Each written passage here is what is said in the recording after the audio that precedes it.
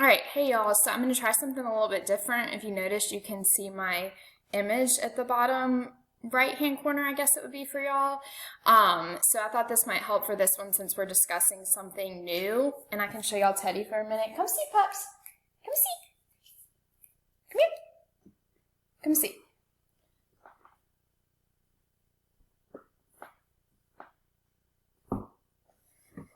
So there Teddy is.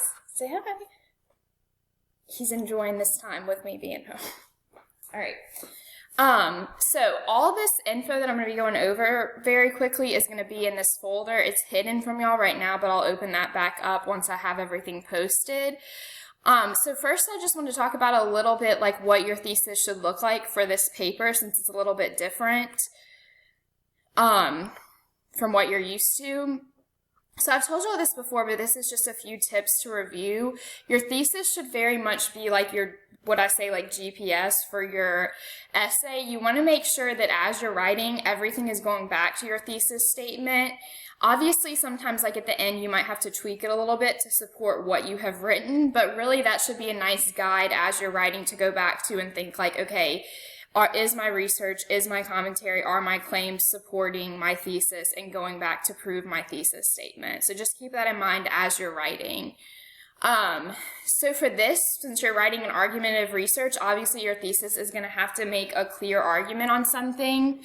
So when I'm reading your thesis, I should be able to see clearly, are they agreeing or are they disagreeing with it? You want to make sure that when you're writing your thesis, it's not wishy-washy, so you don't want to say like, well, there's some good to it and some bad, so like, you know, it's really unclear if they should be abolished completely. That doesn't work because then your whole paper is going to be not organized correctly, it's not going to make sense, it's not going to go back to a clear argument, so you want to make sure as you're composing your thesis that it's clear what your argument is. So standardized tests should be abolished, standardized tests should remain, why not? For this paper, I do want y'all to use an umbrella thesis. So we've talked about this before, and a lot of you in your Dead Poets essay actually used an umbrella thesis anyway. All this means is that in your thesis, you're not giving me your 3 big reasons or your 3 claims that support your argument. You'll be giving those to me in your body paragraphs, but it's not going to be stated initially in your thesis. So when you're writing an umbrella thesis, all that means is you're kind of comprising your argument into something more concise, something more clear, and not yet giving me your specific evidence and claims that are going to support that. Obviously, just because in your umbrella thesis statement you don't have those written, you're going to still have those in your body paragraph. So your 3 big reasons are going to turn into your topic sentences for each body paragraph. So big reason number 1 will be topic sentence for body paragraph number 1, and so on. So I do have on your submission for today, I want you to go ahead and give me not only your topic and thesis, but also a general idea of your big reasons. Just because when you are looking for your evidence, looking for your research, you want to make sure that that's supporting your thesis and your big reasons. So you need to have an idea of what that is that you're going to be using so that your research you're finding can support that. So I'm asking today that you have your thesis and an idea of your big reasons supporting that. So I have some examples down here. I have an appropriate and then an inadequate example, different topic, but you'll get the same idea. So for example, something that would work well as an umbrella thesis statement in this essay would be on the topic of fast foods, is the one that I chose. Citizens must reduce the consumption of fast foods due to the increased risk of severe health issues. So we know what the person is arguing clearly. They want to reduce consumption of fast food, and we know why. We don't know specifically, but we know that there's some sort of increased risk of health issues. So if you notice, they do not give us their 3 big reasons yet, like what specific health issues or what specifically, that is what you will be giving, that's what that person would be giving in their body paragraph. So body paragraph number 1 would be about the increased risk of obesity, body paragraph 2, heart disease, and so on. So giving us a more general idea of the increase of health issues, but not what specifically.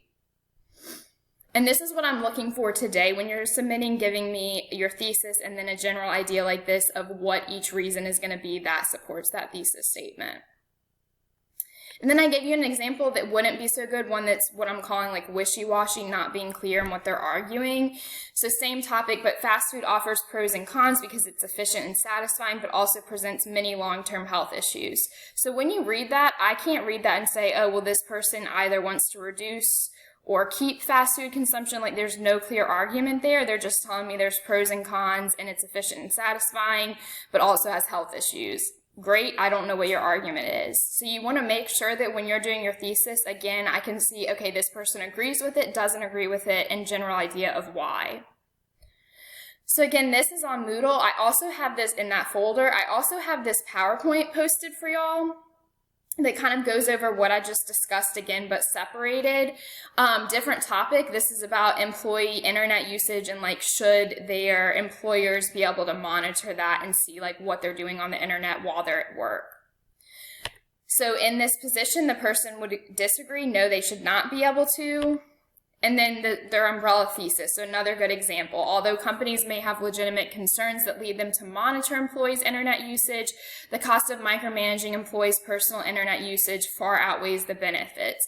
So they address clearly, okay, they might have concerns that lead them to do that, but we still have a clear argument. They say, no, the cost clearly outweighs the benefits. They should not continue to be able to regulate. So I can read that and see what their clear argument is there. Again, they keep it very general. They don't have their 3 big reasons. They just give us an idea of what their argument is and why. They shouldn't micromanage like that. It outweighs the benefits. And then I'm not going to go through this specifically, but the rest of the slides I've provided, like what might their claims be. So these would be the things that are turned into topic sentences for each body paragraph. And then explaining where you use the claims like I just said. Remember, when you are coming up with your thesis and your big reasons today, you want to be thinking about when you're going to find your research and find your evidence, how that is going to come back to support your thesis and to support your big claims. So once you have come up with your thesis and your big claims and you start researching for your sources, either the end of class today or starting on Tuesday, you want to make sure that it's all coming together to support each other. So your research should come back and be able to support your claims, which will go back and support your general argument of, for example, reducing the consumption of fast food. All right, so hopefully that helped give you an overview of that. Again, if you have any questions, I'm available. Let me know if anything of this was unclear or didn't make sense. All right, see y'all soon. Bye.